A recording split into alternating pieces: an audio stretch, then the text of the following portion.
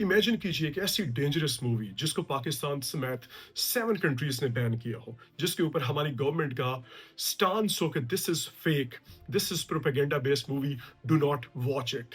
और उसी मूवी को पाकिस्तान में सबसे ज्यादा पायरेटेड बेसिस पे डाउनलोड किया जाए पिछले 12 दिनों में, और उसकी टोटल डाउनलोड्स 2 मिलियन तक जा पहुंचे। जिस मूवी की आज मैं बात कर रहा हूं, उस मूवी का नाम है धुरिंदर। ये एक ऐसी प्रोपेगेंडा बेस्ड मूवी है जिसको पाकिस्तान समेत 7 कंट्रीज ने बैन किया, और इस मूवी का रियलिटी से दूर दूर तक कोई लिंक नहीं है।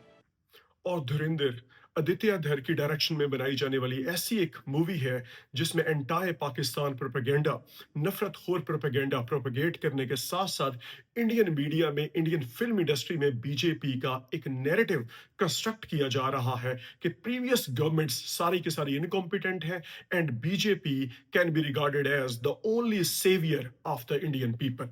और आज की वीडियो का मकसद ये है कि जब डिफरेंट सिनेमास, डिफरेंट थिएटर्स अवाम को या किसी भी कंट्री की जनता को रियलिटी से दूर रखना शुरू कर दें, तो इस तरह की वीडियोस बनाना जरूरी हो जाता है ताकि पाकिस्तानी अवाम और इंडियन जनता के सामने रियलिटीज को रखा जा सके।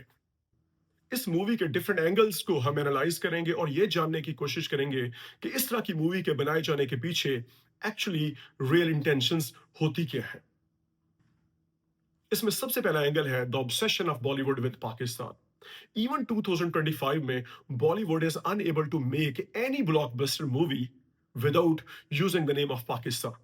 आप लोग देखिए कि पास में जितनी भी सो कॉल्ड ब्लॉकबस्टर मूवीज हैं, उसमें भी पाकिस्तान का नाम यूज किया गया है इन मोस्ट मूवीज। तो उस सिनारियो में आप लोगों को नहीं लगता कि क्या हाइपर नेशनलिज्म को यहां पे फ्यूल करने की कोशिश नहीं की जा रही, जो कि अल्टीमेटली पॉलिटिकल एजेंडा और पॉलिटिकल नैरेटिव को ही सर्व करेगा। अब आप में से हो सकता है कुछ लोग कहें कि ये सिर्फ हिस्ट्री बेस्ड मूवी ही तो है, लेकिन अगर ये सिर्फ history based event based movie है, तो इस मूवी को क्यों सऊदी अरेबिया जैसे कंट्री, यूएई जैसे कंट्री और उसके अलावा कुवैत जैसे कंट्री इसको बैन कर रहे हैं? आफ्टर ऑल इस मूवी ने लाइन क्रॉस की है, that is why it is being band across the planet. और इसका सेकंड एंगल ये है कि इस मूवी में जिस तरह से लियारी दिखाया गया है, that is nothing but a hell hole of gangsters, जहां पे हर वक्त लड़ाई चल रही है, फाइटिंग चल रही है, गन वायलेंस है, बॉम्ब ब्लास्ट हो रहे हैं। क्या उस लियारी में आम लोग नहीं रहते, कॉमन लोग नहीं रहते? क्या इन रियलिटी उसी लियारी रीजन ने, जो कि कराची में है, उसने फुटबॉलर्स, आर्टिस्ट या बॉक्सर्स प्रोड्यूस नहीं किए? इस मूवी में इस एंगल को बिल्कुल टच नहीं किया गया। और उसमें क्योंकि movie is based on propaganda, entire Pakistan propaganda based है, दैट इज व्हाई उसमें जो भी एक पॉजिटिव साइड थी उस रीजन की, वो उसको एब्सेंट रखा गया, और जो हेल होल उसकी डिस्क्रिप्शन है उसको आगे रखा गया। इसका तीसरा और एक डिस्टर्बिंग एंगल है the use of the real images of Pakistani political leader Benazir Bhutto, और उसके अलावा जो पीपीपी के फ्लैग्स यूज किए गए हैं। इस मूवी में रियल पिक्चर्स यूज की गई हैं बेनजीर भुट्टो की, और जो वहां पे पीएपी पार्टी को वहां पे डिस्क्राइब किया गया है मूवी में, उसके लिए रियल पीपीपी का फ्लैग यूज किया गया है।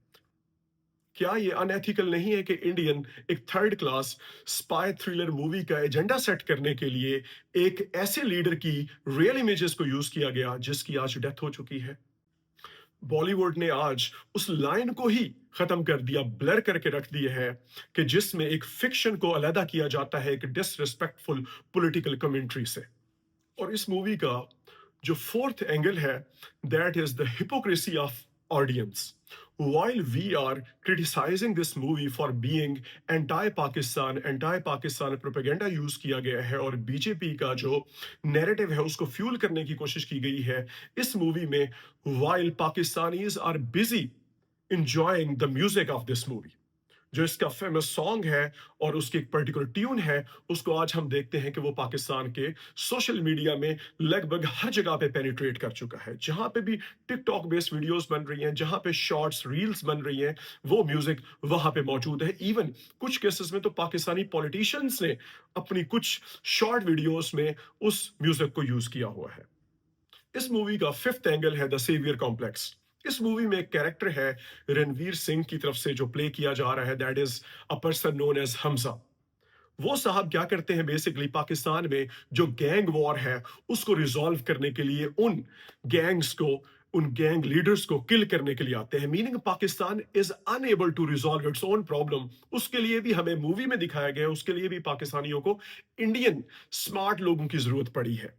इंडिया से एक स्मार्ट, एक बड़ा ही कॉम्पिटेंट जबरदस्त सा बंदा पाकिस्तान में एंट्री मारता है और फिर पाकिस्तान में आके वो इस तरह के जो गैंग्स हैं और उनके लीडर्स जो है वो उसको आके खत्म करते हैं, क्योंकि Pakistanis are unable to do that. ये इसमें दिखाया गया। अपार्ट फ्रॉम दैट ये मूवी शायद क्योंकि इस मूवी को बनाने वाले इनकॉम्पिटेंट लोग हैं और उनका मकसद यही था कि पाकिस्तान के अगेंस्ट एक जो है वो नफरत खोर एजेंडा क्रिएट किया जाए, उन्होंने इस चीज के ऊपर फोकस नहीं किया कि ये मूवी इनडायरेक्टली पाकिस्तान के नैरेटिव को सपोर्ट करती है। वो इस तरह से कि पाकिस्तान हैज बीन सेइंग कि इंडियन जो स्पाइस हैं और इंडियन क्रिमिनल्स जो है वो स्पाइस की फॉर्म में पाकिस्तान में आते हैं और यहाँ पे स्पाइनेज और डिसरप्शन क्रिएट करते हैं।